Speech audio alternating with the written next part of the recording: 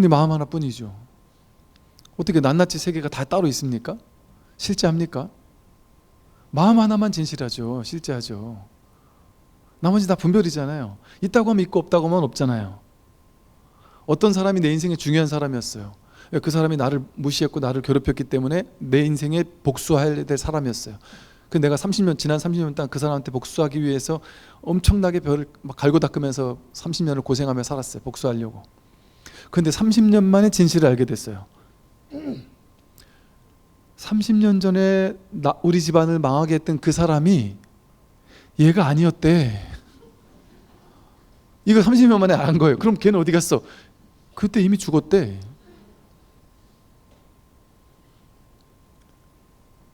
이러면 우리는 어때요?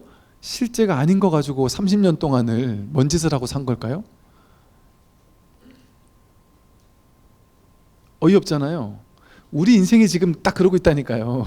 내가 내 인생에 이건 중요하고 저건 중요하지 않고 이건 취할 거고 저건 버릴 거야. 이런 가치부여를 해가지고 만들어냈잖아요. 그래서 이거는 취해야 된다고 생각하니까 막 취하기 위해서 기를 쓰고 노력을 하는 거 실제라고 여기면서 사는 거예요. 근데 나중에 깨닫고 보니까 그 취할 게 없어요. 공하단 말이에요. 취할 게 없는데 나는 지금 뭔 짓을 한 거지? 이게 진짜인 줄 알았네. 이게 실체인 줄 알았네.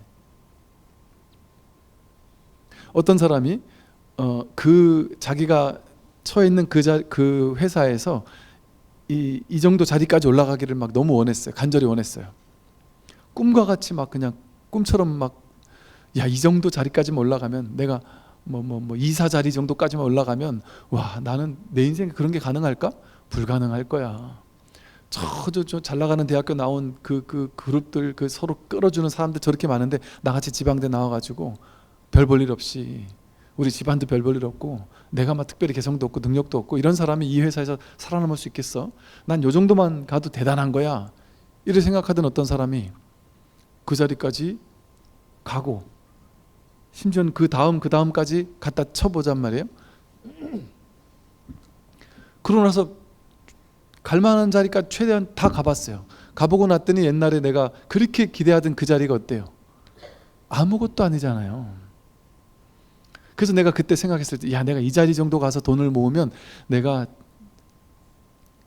요 마포에 진짜 내가 집을 하나 딱 봐둔 집이 있단 말이에요. 옛날에 어린 나이에 마포에 저 3층 쫙 올라가 있는 이게 막 집을 보면서 저 맨 위층에 주인이 살아. 우리 이제 지하에 막 살다가 저 맨 위층 저 집에 살면 얼마나 좋을까 하면서 막 꿈에 그리던 그 집을 나중에 자기가 그 자리 딱 가가지고 저 강남에 더 좋은 집 사고 나서 나중에 보니까 이게 꿈에 그리던 집이 아니잖아요. 우습잖아요. 이렇게 생각할 수 있잖아요. 그럼 보세요. 내가 정했던 그 위대함이 실제인 것 같고 막 엄청난 것 같고 그것만 이루면 난 대단할 것 같았는데 지금 보니까 그게 아무것도 아니란 말이에요. 그 해도 그만 안 해도 그만이란 말이에요. 연예인들 중에 어느 때는 막 국민들의 사랑을 갈구하고 욕망하고 막 인기를 얻어야 돼 막 엄청 집착하던 사람이 인기 많아 보다가 없어져 보다가 막 그냥 사람들한테 욕도 먹어보다가 막 온갖 우여곡절을 다 겪고 나서 인기 얻을 만큼 얻어보고 뭐 무너질 만큼 무너져보고 할 거 오만 가지 다 해보고 나서 정말 뭔지 모르게 삶을 이렇게 통달한 쯤 되는 나이 지긋하신 연예인분들이 다 초월해가지고 뭐 좋을 것도 없고 나쁠 것도 없고 이런 분들이 그렇게 옛날같이 막 그냥 인기 연연하겠냔 말이에요. 그 인기 그거 물거품 같은 건지 이제는 아는 거죠. 공한 줄 안단 말이에요. 그러니까 목매지 않는단 말이에요. 옛날 같으면 거기에 막 그냥 목매일 뿐 아니라 그렇게 해가지고 어쩌다 인기가 생겨나면 막 좋아 죽을 것 같단 말이에요. 나중에 보니까 아무것도 아닌 줄 아니까 목매지 않아요. 그런데 갑자기 나이 들어가지고 빵 떴어요. 쉽게 말해 인기가 생겼어요. 그거 어쩌라고? 이러고 살 거 아니에요. 그런 사람들은 좀 약간 초월한 느낌으로 뭐 이게 그냥 있나 보네. 그래 봐야 또 이게 또 언제 없을지 모르고 그냥 난 그냥 내 식대로 산다 하고 그냥 담담할 거 아니에요. 여여부동할 거 아니에요. 거 끌려다니지 않고 그게 물거품 같은 줄 아니까 대중의 인기라는 게 어느 날 확 올라갔다가 확 떨어졌다 이런 걸 아니까 그게 물거품 같잖아요. 공하잖아요. 우리 인생이 똑같다니까요. 우리 인생이 그거 같아요. 모든 것이 우리가 중요하다고 여기던 모든 것들이 나이대에 따라서 중요한 게 다르잖아요. 어떨 땐 누군가의 특정한 어떤 저 사람의 사랑만이 필요해 이러다가, 어떨 때는 회사에서 높은 사람, 저 사람이 나를 훌륭하다고 얘기 한마디 해주는 게 정말 막 세상을 다 가진 것처럼 좋기도 하다가, 사장님이 이제 막 들어온 회사원 사원한테 2년차 3년차 막 직원한테 저 높으신 사장님이 아는 척만 해줘도 좋을 거 아니에요. 근데 이 실력 있는 애 하나 들어왔네 이러면서 이러면 슥 지나가면 얼마나 막 세상을 다 가진 것처럼 기쁠 수 있잖아요. 그 사람은 아무것도 아닐지라도. 그러니까 우리가 중요하다고 느낄 때 사로잡혀 있는 게 나이대마다 다르잖아요. 중요한 게 다르잖아요. 심각한 게 다르잖아요. 행복의 기준이 다르잖아요. 나이대마다. 근데 그게 지나고 나면, 혹은 그걸 이미 다 충족하고 나면 나중에 가서 그게 이제 더 이상 원하지 않잖아요. 요구하지 않잖아요. 그러면 있어도 그만 없어도 그만 이렇잖아요. 그러니까 우리도 다 아는 거예요. 공한 줄. 그러니까 옛날에 막 목맸던 게 지금 이제 다 인생을 이만큼 살아보니까 10대 20대 애들이 막 목매는 거 보면 웃기죠. 우습죠. 그러니까 초등학교 5학년짜리 애가 진짜 세상 무너지는 것처럼 한숨을 쉬면서 엄마한테 더 이상 인생 살 의미가 없어요. 진짜 세상 이렇게 괴로운 건지 몰랐어요 하면서 막 괴로워해서 얘기나 해봐라. 나랑 사귀던 그때 걔가 나를 버리는 건 좋은데 나랑 제일 친하던 그놈하고 오늘부터 사귀기로 했어요. 세상이 어떻게 이럴 수가 있죠. 세상이 무너진다 그러면서 막 괴로워 죽을 날인단 말이에요. 초등학교 5학년짜리가. 근데 그걸 비웃으면 안 돼요. 엄마가 돼가지고 아들은 지금 죽을 것 같은데 비웃었다가는 이 아들이 얼마나 충격받겠어요. 우리 엄마는 나를 무시하는구나. 나의 사랑을 지금 가볍게 여기는구나. 이럴 수 있단 말이에요. 걔한테는 심각할 수 있어요. 진짜로. 오히려 어릴 때는 또 동성 친구가 더 또 그렇게 느낄 수도 있고. 그러니까 그 가치가 다르잖아요. 그 가치는 누가 매겼습니까? 자기가 인연 따라, 상황 따라, 조건 따라, 나이 따라 이게 중요했다 저게 중요했다 계속 왔다 갔다 하잖아요. 이게 중요할 땐 저거는 어떤 가치도 필요가 없어요. 쓸데가 없어요. 저게 중요할 때 이 가치는 아무짝에 쓸모가 없어요. 이 사람 없으면 죽을 것 같아. 이 사람 내 목숨도 바칠 수 있어 하고 20대 때 여러분 막 사랑에 빠졌을 때 그때는 그 사람이 죽을 것 같았는데 지금 생각해보면 그때 나중에 실체를 보니까 이 나쁜 놈이었어요. 그래가지고 딱 버릴라 했더니 얘가 막 아주 진짜 성격 더럽고 아주 그냥 막 폭력적 이랬던 친구라서 너무 다행이다. 이 걔랑 헤어지기 너무 다행이다. 그런 입장에서 나중에 그 친구 생각하면 어때요? 그렇게 존댓말이에요. 그런 거 일도 없잖아요. 이것처럼 가치는 왔다 갔다 하잖아요.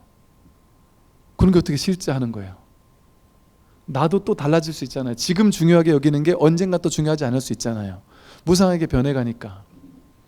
그게 어떻게 실체라고 할 수 있어요? 실체가 아니죠. 공한 거예요. 그거는. 그때인 거예요. 그때. 그러니까 그때 거기에 꽂혀 있으면 그냥 그걸 또 허용해 주세요. 그러면서 그거 하다 보면 또 그게 이제 이게 이때인 줄 알면 허용해 주면서도 과도하게 고집하지 않아요. 인연 따라 또 지금 또 아이고 이 새끼 또 여기 꽂혔구나. 그리고 기특하게 재밌게 봐주는 거예요. 니도 참 아직 멀었다. 뭘 그렇게 꽂히노? 그러면서 볼 수 있으면 그거는 집착이 없는 거예요. 그러면 어디에 무엇은 집착을 해도 상관없어요. 어디에 꽂혀 있어도 상관없어요. 그게 허망한 줄 아는 입장에서라면. 바이런 케이티 같은 할머니도요, 이 깨닫고 나서 마음에 안 들던 남편하고 이혼하고 새 시집을 갔어요. 새 할아버지 만나가지고 새로운 사랑에 빠졌어요. 근데 이제는 저 사람이 나한테 잘해줘도 좋고 못해줘도 좋은 거예요. 이 사람 지금 좋습니까? 좋습니다. 이 사람이 나와 헤어지자면 어쩌죠? 그것도 좋습니다. 이 사람 없으면 못 사나요? 그건 아닙니다. 그건 쿨해진단 말이에요. 사람이 할 거 다 하면서도. 집착했으니까 나 좀 좋은 마음이 있었으니까 또 같이 살기로 했을 거 아니겠어요? 그런 마음이 없는 게 아니란 말이에요. 그런 마음 다 있단 말이에요. 모든 마음이 다 있어요. 근데 집착만 없는 거예요. 그래가지고 그 덕에 바이런 케이티 남편분이 이게 아주 똑똑하고 그 뭐랄까 이렇게 지혜가 있고 좀 이렇게 좀 뭐랄까 엘리트 같은 사람이었는 것 같아요. 그 남편이 자기 마누라한테 뭘 물어봐도 답을 못하는 게 없는 거예요. 그래서 이상하다. 이 아는 참 이상하다. 내가 세상을 잘 들었나 보다 하고 희한하다 해가지고 뭘 물어봐도 다 답을 해요. 그래서 신기해가지고 이건 모르겠지 싶어서 찾은 게 뭐냐면 동양에서 나온 불교 경전 중에 제일 어려운 거 금강경을 갖다가 이제 막 물어보기 시작했더니 다 알아요. 다 답을 하는 거예요. 야, 이게 뭐지 싶어서 노자 도덕경을 가지고서 너 노자 도덕경 들어봤어? 노자라는 존재가 있다는 걸 알지? 도덕경 읽어봤어? 안 읽어봤어. 제대로는 안 본 것 같은데? 그래서 중간에 그냥 자기는 전혀 이해 안 되는 부분을 턱 물어본단 말이에요. 근데 그거 이런 얘기네. 너무 쉽게 설명을 한단 말이에요. 이 남편이 너무 놀라가지고 어떻게 이럴 수가 있지? 그래가지고 마이크를 켜고 나한테 시간을 좀 내라. 마이크를 켜고 노자 도덕경을 1장부터 끝장까지 금강경을 1장부터 끝장까지 질문을 해요. 읽어줘요. 그러면 줄줄줄줄 해설을 해요. 읽어주면 줄줄줄 해설을 하고 그래가지고 아주 훌륭한 책들이 또 나오기도 하고 그러려고 또 그런 인연이 맞춰졌나 모르겠지만 그러니까 보세요. 공하다라는 사실을 재행무상 일체공이라는 사실을 깨닫게 되면 모든 게 다 있는데 공하다라는 사실에 대한 자각이 있어요. 깨달음이 있어요. 그러니까 다 있는 것을 없다고 하지 않아요. 무시하지 않아요. 인정하고 거기서 이 모든 있는 것을 가지고 논단 말이에요. 재밌게 가지고 노는 거예요. 놀이하듯이 이 인생을 가지고 놀아요. 부자는 너무 좋고 가난하면 죽을 것 같아 이게 아니고 부자면 야, 내 전생에 복을 많이 줬나? 얘가 전생에 복을 좀 줬나? 부자인 게임이 또 시작되네. 나 부자 아니었는데 막 부자인 인생 어떤가 한번 살아보자 하고 또 재밌게 부자인 인생을 살 거예요. 그러다가 돈이 폭삭 망해가지고 남편이 사고를 쳐가지고 폭삭 망해서 돈이 하나도 없다. 그러면 그것도 재밌지 않아요 또? 한편으로는 그것도 재밌는 거예요. 사실은 없는 삶도 예를 들어 여러분이 엄청 부자예요. 근데 지금 내일 죽을 것 같아요. 병이 와가지고 늙고 병들는데 병이 너무 큰 병이 와가지고 그걸 원하겠어요? 아니면 몸은 건강한데 가난해요. 돈 다 날렸어요. 그게 원하겠어요? 후자를 원하지 않을까요? 아니에요? 왜냐면 살아 있어야 되니까 내가 건강해야지. 내가 돈이 없으면 돈 없는 거 상관없잖아요. 요즘에 국가에서 다 주니까 돈이 없어도 국가에서 여러분 재산이 좀 있으니까 지금 힘든 거지 재산이 없어도 아예 없어버리면 제가 물어보니까 그러시더라고요. 한 8천만 원 이상이 있을 때는 안 나오더래요 돈이. 근데 자기가 가진 돈 8천만 원 이하로 딱 떨어지고 돈이 아예 없어버리니까 얼마나 나오는데 그랬더니 그분 말로 뭐 정확하진 않을 수도 있어요. 그분 말로 월 한 60, 70 정도가 나오는 것 같더래요. 근데 그거 말고 또 영세민 뭘로 나오는 게 그런 거고 또 무슨 노령연금 같은 거는 또 다른 거 아니에요? 또 따로 또 나오는 거 아니에요? 그러면은 한 7, 80 이상 이렇게 나온다는데 일단 내 집 하나 있고 그러면 근데다가 가끔 김치도 갖다 주고 이래저래 여기저기 막 갖다 준대요. 근데 그 삶의 맛을 들이면요 더 이상 부자가 못 된대요. 부자가 될 수가 없대요. 아무것도 안 하는데 이렇게 갖다 주니까. 내가 건강하면 사실은 부자하면 부자인 대로 가난하면 가난한 대로 뭐가 와도 사실은 살 수 있죠. 그리고 사실은 얘가 정해진 게 없어요. 얘가 부자인지 가난한지 잘 나가는지 못 나가는지 정해진 게 없어서 얘가 가난하든 얘가 부자든 사실은 상관이 없어요. 얘가 내가 아니니까. 그러니까 얘는 그냥 어젯밤 꿈과 똑같아서 얘는 가난의 꿈을 꾸기도 하고 부자의 꿈을 꾸기도 하고 인정받는 꿈을 꾸기도 하고 무시당하는 꿈을 꾸기도 하고. 그러니까 이제 길거리 다니다가 어디 식당을 갔는데 나이 들었다고 할머니라고 누가 완전 무시를 해요. 그러면 그 얘는 그냥 지금 얘가 젊은 날 아주 막 훌륭하다고 막 칭찬을 많이 받는 연극을 하더니 지금은 또 나이 들었다고 또 무시당하는 이 재미난 또 연극을 또 하게 되네. 이런 일도 있네. 그러면서 이제 재밌게 가지고 노는 거죠. 그러면서 야 이런 짓도 하면서 아이고 알겠어요 이러고 그냥 갈 수도 있고, 어떨 때는 또 이게 어차피 재미니까, 어차피 놀이니까. 그렇게 말하는 사람은 잠깐만 와보세요. 제가 할머니라서 그렇게 무시하는 것처럼 저는 느꼈는데 어떻게 생각해요? 그러면서 재미나게 좀 데리고 놀 수도 있겠죠. 왜? 그들을 깨닫게 깨우치 주기 위해서. 근데 그게 내가 분노하고 화를 내게 되면 놀이가 되겠어요? 그 사람을 진정으로 사랑할 수 있겠어요? 사랑 못해요. 그러면 말이 제대로 나갈 수가 없어요. 그러니까 이게 딱 무집착에 대한 재행무상 일체공에 대한 딱 깨달음이 있으면 저절로 과도하게 취하는 게 없기 때문에 정견, 바른 견해 가서요. 바른 견해 갔으니까 과도하게 집착하는 건 아무것도 없어요. 삶이 재미처럼 놀이처럼 삶을 가지고 놀아요. 정사유, 바르게 사유해요. 저건 나는 절대 아프면 안 돼. 나는 절대 늙으면 안 돼. 나는 뭐 내 자식은 절대 나한테 뭐 어떻게 해야 돼. 돈은 얼마 이상 있어야 돼. 이런 삿된 망상이 없어요. 그게 정사유예요. 정사유는 뭐예요? 있는 그대로 허용해 주는 게 정사유예요. 그러면 정사유, 정어, 바르게 말이 나가요. 집착하는 사람은 집착하는 말이 나가고요. 집착했으니까 집착한 데는 안 될 때 화가 나니까 화나는 말이 나가고요.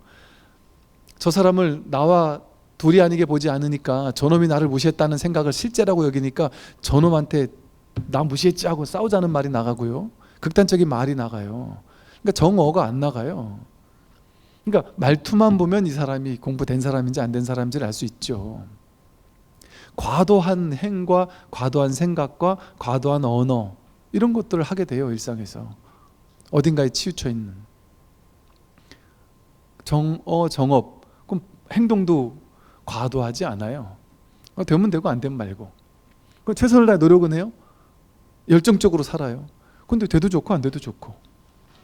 그게 정업이거든요. 바르게 말하고 바르게 행동하는 거거든요. 정명, 바른 직업 생활을 하게 돼요. 무엇을 하더라도 이 지혜에 입각해서 그 삶을 살아요. 이 몸이 나다라는 망상이 있으면 돈을 벌어도 어떻겠어요? 내 돈 벌어야 돼. 저놈들한테 내가 식당 주인이라면 좀 싼 재료 써서라도 내가 돈을 더 벌어야 돼, 이 생각을 할 건데, 이제는 어떨까요? 얘가 내가 아니고 이 삶 전체가 난데 우리 집에 찾아오는 이 사람들이 나예요. 우리 집에 찾아오는 손님들이 나예요. 그들을 잘해주면 내가 잘 될 수밖에 없어요. 그들한테 등쳐먹으면 내가 등쳐먹음을 당할 수밖에 없어요. 그렇다니까요. 그러니까 그런 삿된 정명, 삿된 직업생활을 하겠어요? 바른 직업생활을 하게 되죠. 우리 집에 찾아온 사람들이 조금이라도 행복하고 조금이라도 좋은 음식을 먹고 이러고 갈 수 있으면은 그게 부처님이 포교하고 교화한 게, 그래서 그렇게 하시는 거예요. 나와 다르지 않으니까. 힘들고 괴롭고 고통받는 사람들이 그러지 않았으면 좋겠으니까. 왜냐면 그들이 또 다른 나니까. 그 분별 망상을 보면은, 그 허망한 거에 끌려가고 있는 걸 보면 그걸 깨뜨려주고 싶단 말이죠. 그렇다고 막 그것도 과도하게 집착해서 오지랖을 부려가지고 내가 너 깨닫게 해줄게 이렇게까지 고집부리진 않아요. 그냥 내가 그 사람한테 할 수 있는 작은 베품 나눔 정도 실천하겠죠. 그게 정명이고 바른 직업생활이고. 그러면 바른 깨어있음, 바른 선정, 바른 지혜가 나와요. 늘 이 재행무상 일체공, 이 자리에 있는 게 늘 깨어있는 거예요. 어디도 집착하지 않죠. 과다하게 화를 내지 않죠. 어리석지 않으니까. 이게 탐진치 삼독의 소멸이잖아요. 탐진치 삼독의 불길을 훅 불어 끈 거, 그걸 열반이라고 한단 말이에요. 이게 열반이에요. 그러니까 재행무상 일체공 즉시 열의 대원각 이랬죠. 재행무상 일체공을 깨달은 거, 그게 바로 이것이 곧 열애의 크고 원만한 깨달음이다. 대원각이다. 크고 원만한 깨달음. 이게 요거 깨닫는 거예요. 이 세상이 실제 하는 게 아니라는 사실을 깨닫는 거예요. 무상하게 변해갖고 공하다. 이거 자기가 체험적으로 맞나? 이게 스님이 그렇다니까 그런갑다 하고 이렇게 받아 적은 다음에 머리로 이렇게 이해를 해서 스님이 그렇다네, 부처님이 얘기한 거겠지. 그러니까 맞지, 외워 재행무상일체공. 그래가지고 효과가 없잖아요. 효과를 못 보잖아요. 삶에서 아무리 재행무상일체공 외워도 집에 가서 자식이 하는 게 마음에 안 되면 짜증내고 화내고, 아내가 내 뜻대로 안 되면 화를 버럭 내고 집착하고 욕망하고 하잖아요. 그러니까 이게 스님 이 자리 이거 확인하면 이게 깨달음이에요? 이래 묻더라고요. 누가. 그 깨달음 아니에요. 이거 깨달은 게 깨달음이 아니고, 이게 이제 내 인생에서 완전히 체험적으로 삶에서 팔정도로 구현되는지를 봐야 돼요. 그래가지고 삶이 변하고 삶의 실제 가벼워지고 삶의 무게감이 사라지고 과도한 집착과 과도한 욕망이 사라지고 삶이 자유로워지고, 그렇게 바르게 팔정도는 내가 실천하는 게 아니에요. 중생은 팔정도를 실천할 수 없어요, 사실은. 근데 어거지 팔정도는 실천할 수 있죠. 즉 유의 조작의 팔정도. 그래서 팔정도 그 불교 교리책 쓴 지가 하도 오래돼서 어슴풀이 기억나는 게, 팔정도가 두 가지 팔정도가 있어요. 하나는 세속적 팔정도, 세속적 실천의 팔정도, 중생이 실천하는 팔정도가 있고요, 출세간의 팔정도가 있어요. 그게 뭐냐면, 세간의 팔정도는 중생들이 아직 깨닫지 못했지만 팔정도가 좋다니까 어거지로 팔정도 실천해야지 하고, 나쁜 말 하다가도 아유 팔정도 해야지 하고 좋은 말로 바꾸고, 욕심을 하다가도 아유 욕심 좀 버려야지 하고 억지로 내려놓고, 이렇게 노력하는 애쓰는 팔정도가 있어요. 애쓰는 수행이 있단 말이에요. 근데 그게 힘이 없잖아요.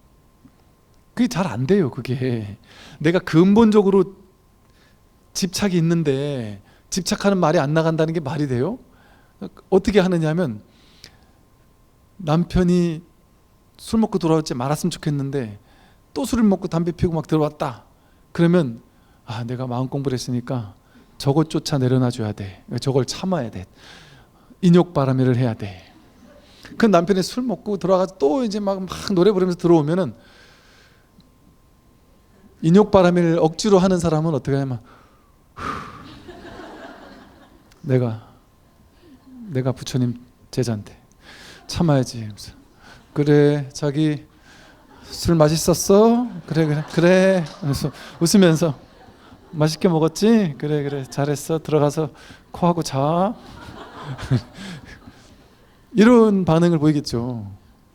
억지로 참긴 참아야 되는데 난 참을 수 없어 죽겠는데, 자식한테 내가 자식한테 이제 좀 착하게 잘해야지 하면 자식이 대번에 안다니까요. 엄마가 지금 용을 쓰고 있구나, 나한테 화 안 내려고 기를 쓰고 있구나 하는 거를. 그럼 본질적으로 화가 있는데 화 안 내려고 노력하는 거 가지고는 이게 안 돼요. 그러니까 자식이 뭐라래요? 엄마 차라리 화를 내. 여보 차라리 나를 혼내. 알아요. 그거를 다 억지로 하는 건 알지. 거봐 바로 알잖아요. 이게 이제, 그러나 이것도 나쁘진 않아요. 처음엔 이렇게 해도 이게 이제 중생의 팔정도도 나쁘진 않죠. 이렇게라도 해서 업습을 조금 조복시키는 공부도 나쁘진 않죠. 그러니까 그거를 하는 거예요. 부처님도 인정했단 말이죠. 세속 중생들의 팔정도 인정했단 말이죠. 진짜 팔정도는 그렇게 하는 게 아니에요. 탐진치 삼독이 소멸하면 되는데, 어떻게 탐진치 삼독이 소멸할까요? 재행무상일체공을 깨달으면. 이게 이렇게 다 있는 게 아니라는 게 자기 경험으로 확인이 된단 말이에요. 머리로 이렇게 외워서 아는 게 아니고 자기 경험으로 확인이 되면 진짜네. 있잖아요. 어디에 꽂혀 있을 때 그게 진짜 있잖아요. 근데 잠깐 딴 생각하면 그게 없잖아요. 그게 진짜 있는 거예요. 그러면 여러분이 옛날에 어디 악어 가죽 가방에 꽂혀 있었어요. 옛날에 거기 꽂혀 있을 때는 막 엄청 그랬다가 어찌어찌 마음 공부하다 보니까 지금은 막 별로 안 꽂힐 수 있잖아요. 그럼 지금 생각하니까 그때는 왜 그렇게 거기 꽂혔지? 지금 보니까 이거 아무것도 아닌데. 진짜로 아무것도 아니잖아요. 아무리 뜯어봐도 아무것도 아니잖아요. 얘한테 이 가방에 뭐가 없잖아요. 아무리 찾아보세요. 거기 뭐가 진짜 이게 진짜 500만 원짜리 1000만 원짜리 하는 가치가 있는 뭔가인가. 여기 뜯어봐도 아무리 찾아봐도 그 가치가 확인이 안 돼요. 물론 확인될 때가 있죠. 중생들 만날 때, 탐진치 삼독이 쩔어 있는 중생들을 만날 때, 모양의 세계에 막 확 사로잡혀 있는 중생들을 만날 때는 그거 보면 막 와 이런단 말이에요. 그때 좀 으쓱한단 말이에요. 그건 중생놀이 하는 데는 필요한단 말이에요. 그게 중생놀이 하는 데는 필요한데, 난 이제 중생놀이 안 할 건데, 그러니까 이제는 그게 필요가 없어진단 말이에요. 그러니까 나에겐 가치가 없는 거예요. 더 이상. 그러니까 그게 분명히 집에 있는데 더 이상 나에게 있는 게 아니에요. 그것만 생각해도 뿌듯했는데 나중에 어떤 사람 만나러 갈 때 그거 딱 메고 가가지고 코를 납작하게 해줘야지 생각만 해도 뿌듯했는데, 이제는 막 그게 별 뿌듯하지가 않단 말이에요. 그러니까 어떤 학원 강사하는 그 젊은 보살님이 그러더란 말이죠. 자기가 실력이 없을 때 뭔가 처음에 와가지고 엄마들이 자꾸 나랑 상담할 때 나를 무시하는 것 같고, 젊다고 무시하고 막 나이어리다고 무시하고 하면서 은근슬쩍 이렇게 긁으면서 이래야 되고 저래야 되고 막 너무 힘들더래요. 그때 내가 더러워서 안 되겠다 해가지고 비싼 가방을 샀다는 거죠. 그래서 그 아줌마들 면담할 때만 딱 앞에 놔두고서 나 이런 사람이다 하고 딱 놔두고 면담하면 효과가 좀 있더래요. 이걸 보고 멈칫한 아줌마들이 눈동자 흔들리는 게 보인대요. 그런데 본인이 조금 나이도 들고 실력이 생기고 이제는 실력으로 내가 딱 조복시킬 수 있겠다 하는 자신감이 생기니까 더 이상 이게 필요가 없어지더라는 거죠. 그럼 이 사람한테 이게 있지만 별로 이제 안 들고 간단 말이에요. 그럼 보세요. 옛날엔 그게 실제였잖아요. 내 인생의 실체화, 실제로 있었잖아요. 지금은 그 무게 있긴 있는데 없죠. 무게감이 확 사라졌죠. 있어도 그만 없어도 그만이죠. 이게 있는데 있지 않은 거예요. 하되 함이 없이 하는 거예요. 다 있는데 없는 거예요. 집착심이 싹 사라진 거예요. 세상 만물에 대한 심지어요, 내가 사랑하는 남편, 아내, 자식, 부모님, 이분들이 언젠가는 그들이 먼저 떠날지 내가 먼저 떠날지 떠날 거 아니에요? 그들이 먼저 떠나더라도 오케이, 내가 먼저 떠나더라도 오케이. 이게 자연스러워진단 말이에요. 당연한 거니까. 그게 서글픈 일이 아닌 거예요. 너무 당연한 일인 거예요. 그 스트레스 받는 일이 아닌 거예요. 그냥 당연한 일인 거예요. 이게 내가 아니거든요. 이 몸이 내가 아니거든요. 재행무상 일체공이란 말이에요. 그러면 저절로 탐진치 삼독, 탐낼 게 있습니까? 이제 더 이상 탐낼 게 없죠. 탐내는 게 있으면 탐내는 걸 내가 가지 못했을 때 괴롭잖아요. 그러니까 화를 내잖아요. 내가 싫어하는 걸 내 인생에서 없애버렸으면 좋겠는데 없어지지 않으니까 괴롭잖아요. 그러니까 화를 버럭 내잖아요. 그러니까 좋을 때도 화를 내고 싫을 때도 화를 내거든요. 좋은 거 못 가져 화내고, 싫은 게 자꾸 오니까 화내고. 이게 진심이거든요. 화내는 마음. 근데 그 탐심과 진심은 바로 치심, 어리석음에서 온단 말이에요. 모든 게 실제한다고 착각하는, 자기 체험으로 실제하지 않은 걸 확인해야 돼요. 자기가 어떻게 하면 확인될까요? 보면 돼요. 그냥 유의조작으로 억지로 보면 되는 게 아니에요. 억지로 보면은 안 돼요. 머리가 굴러가요. 머리가 굴러가서 머리에서 이거는 실체가 없어. 악어 가죽 가방 갖다 놓고 나는 지금 이게 좋아 죽겠는데 실체가 없어. 아무리 머리로 해봐야 얘는 실체가 있다니까요. 머리로 하면 안 돼요. 그런데 이 그냥 악어 가죽 가방을 그냥 보는 자리에서는 어때요? 볼 뿐이잖아요. 이 가방이 모두에게 평등한 게 진실이거든요. 그러면 내 눈에는 이 가방이 이런 가치가 있는데, 이게 그리 중요한, 그리 비싼 건지 모르는, 메이커가 뭔지를 모르는 이상한 남자들은 모른단 말이에요. 봐도. 그럼 그 사람이 보면 이게 뭔 가치인지 모를 거 아니에요. 필요도 없고. 그러면 이 가치라는 건 자기에게서 나온 거죠. 분별에서 나온 거죠. 사람마다 다 다르잖아요. 이 가치가. 사람마다 생각하는 가치가 다 다르단 말이에요. 어떤 분은 요만한 종이대가리 한 장, 카드 한 장, 카드 한 장이 1000만 원씩만 이렇게 갔는데요. 옛날 무슨 연예인이나 뭐 이런 무슨 뭐 이렇게 한정판 무슨 뭐 카드 이런 게 있대요. 운동선수 뭐 이런 무슨 뭐 카드가 있는데 그걸 사 모으는 사람이 세계적으로 있대요. 근데 이게 비쌀 때는 이게 종이 한 장인데 1,000만 원씩 가고 막 이런다는 거죠. 근데 이 가치가 어느 날 100만 원, 10만 원으로 떨어지기도 한다는 거죠. 종이니까. 그러니까 그 가치는 누가 매기냔 말이에요. 사람에게서 나와요. 그 분별이란 말이에요, 전부 다. 그러면 있는 그대로 보는 이 봄의 자리에서는 어때요? 분별하지 않고 그냥 보는 이 자리. 이 자리에서는 가치가 없잖아요. 그냥 볼 뿐이잖아요.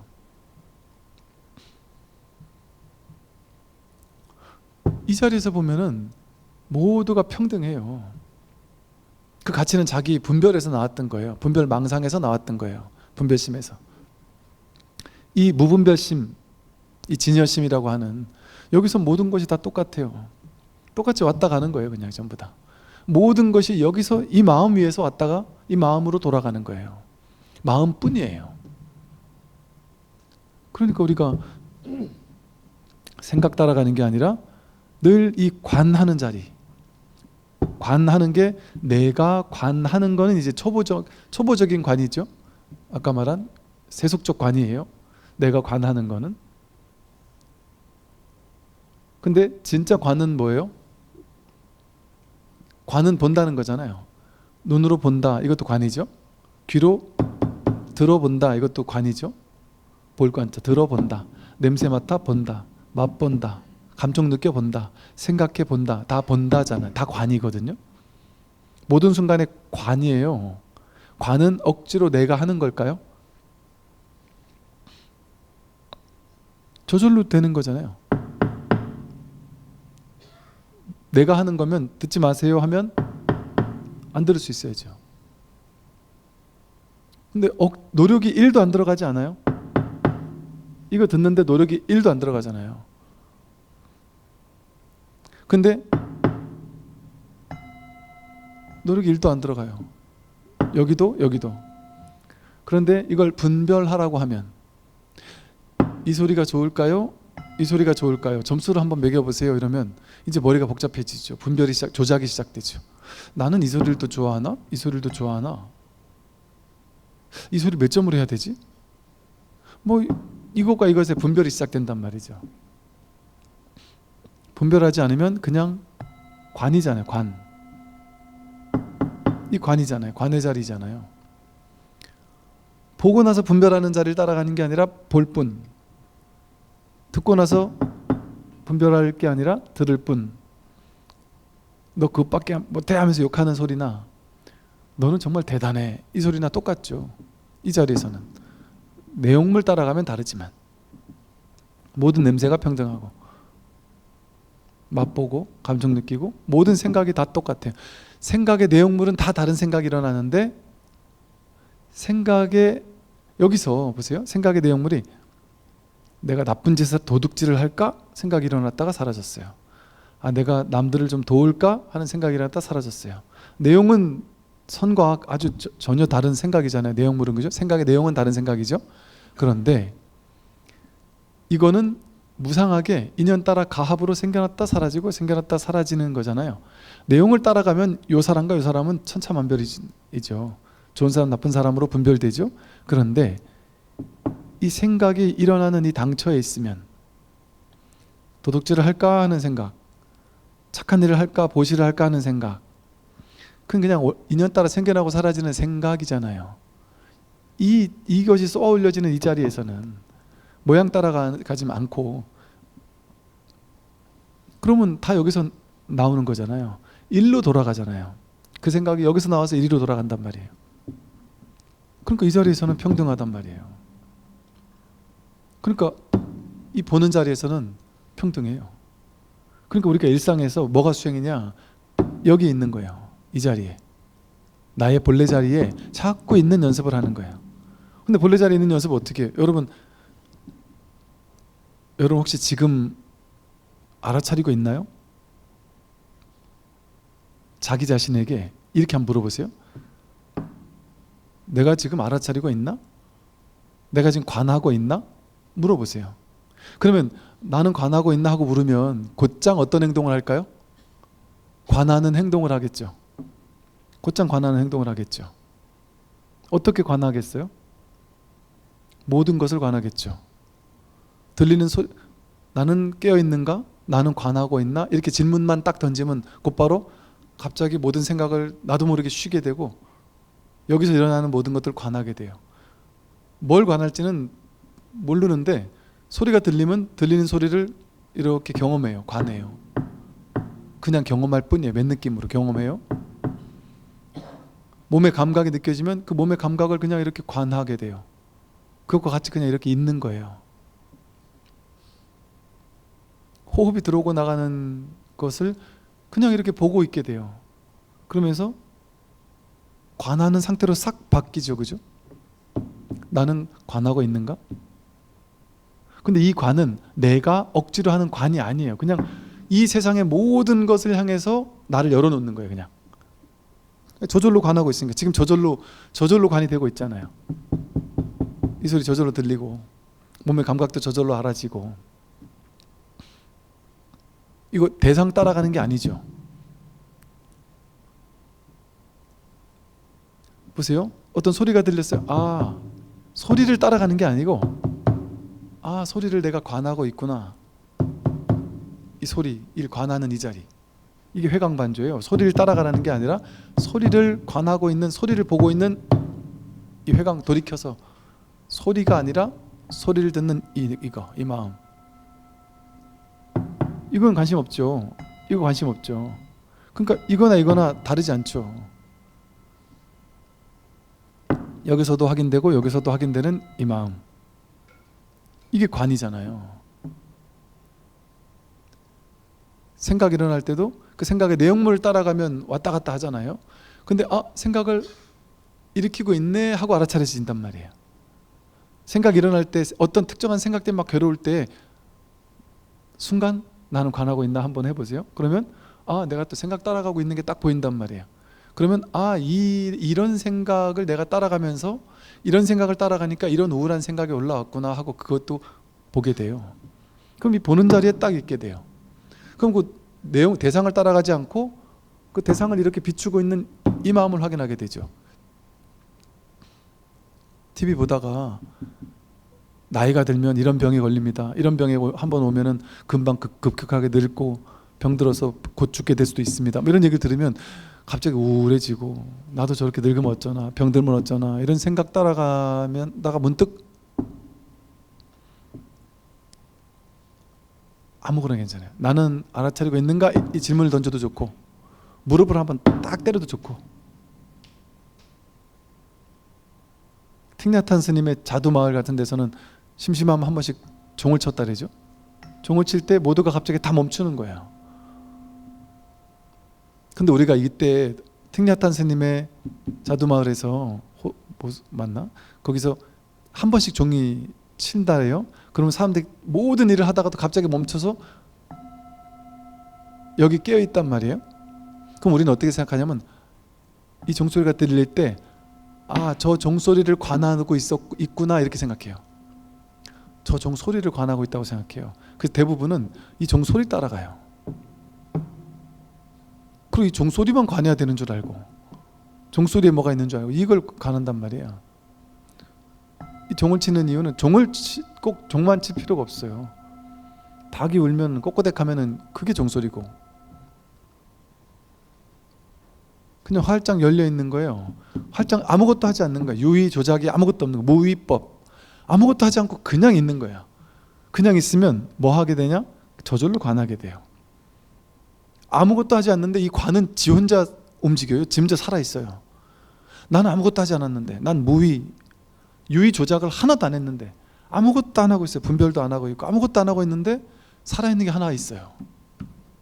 나는 아무것도 움직이지 않았는데 생각도 움직이지 않았는데 저절로 살아있는 게 하나 있단 말이에요. 여기서 살아있고 여기서 살아있고 여기서 살아있고 몸의 감각에서 살아있고 호흡에서 살아있고 마음에서 온갖 생각이 일어날 때 살아있고 호흡할 때 살아있고.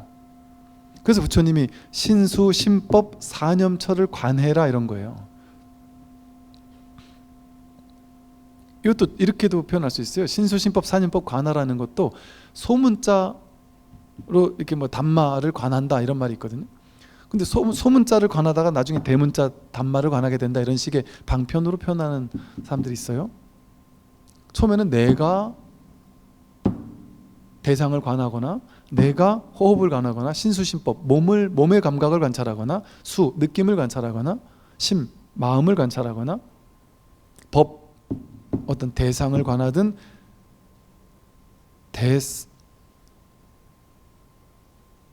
모든 것을 관하는 이 관의 자리에 있게 되면은 대상이 둘로 나뉘지 않고 법이 따로 있지 않은 이 관 하나만 남게 돼요. 진실 하나만 딱 남게 돼요.